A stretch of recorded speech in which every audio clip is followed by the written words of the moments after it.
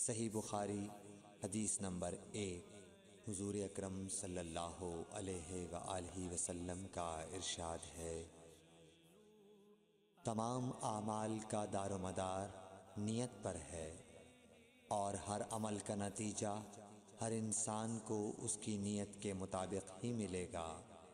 پس جس کی ہجرت دولت دنیا حاصل کرنے کے لیے ہو یا کسی عورت سے شادی کی غرض سے ہو، پس اس کی ہجرت انہی چیزوں کے لیے ہوگی جن کے حاصل کرنے کی نیت سے اس نے ہجرت کی۔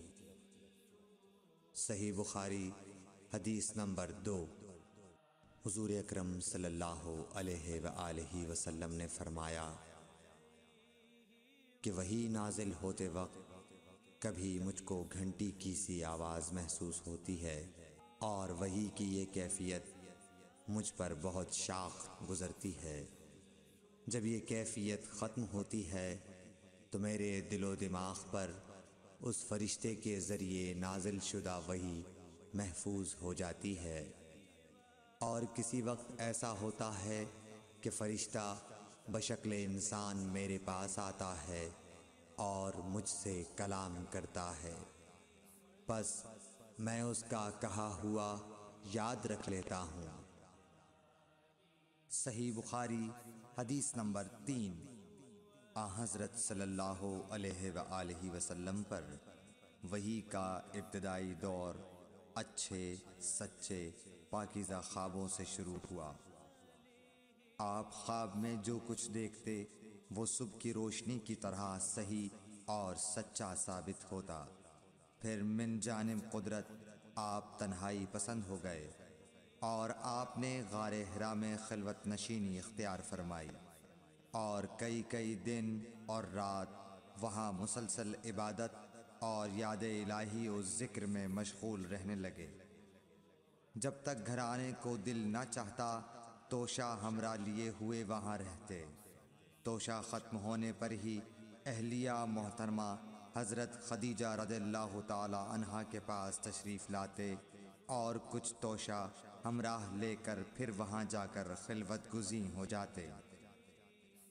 یہی طریقہ جاری رہا یہاں تک کہ آپ پر حق منکشف ہو گیا، اور آپ غار حرا ہی میں قیام پذیر تھے کہ اچانک حضرت جبرائیل علیہ السلام آپ کے پاس حاضر ہوئے اور کہنے لگے کہ اے محمد پڑھو۔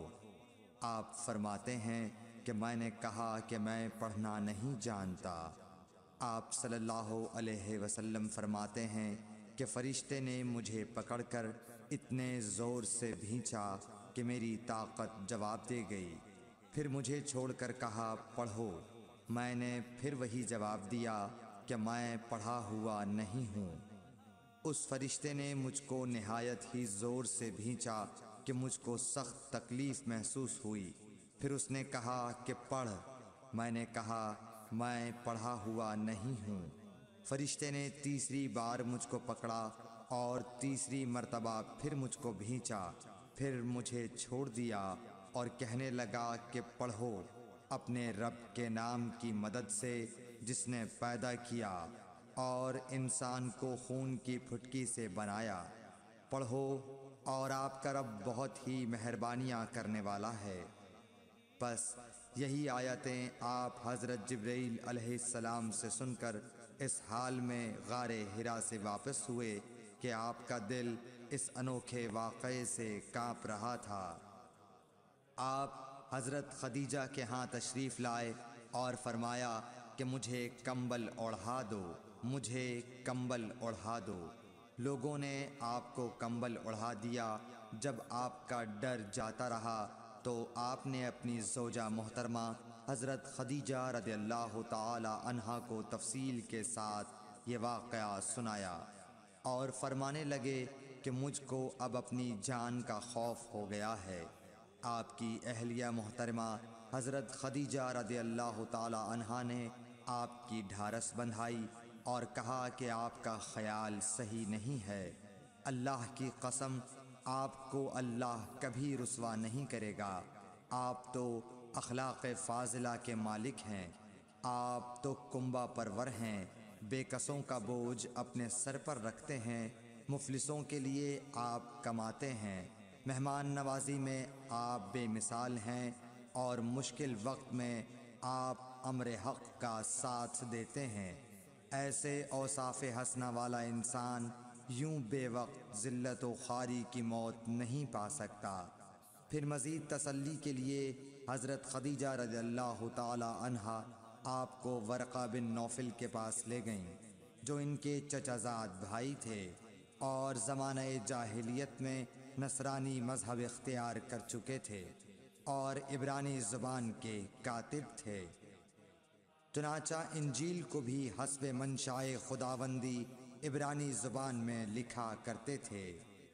انجیل سریانی زبان میں نازل ہوئی تھی، پھر اس کا ترجمہ عبرانی زبان میں ہوا۔ ورقہ اسی کو لکھتے تھے۔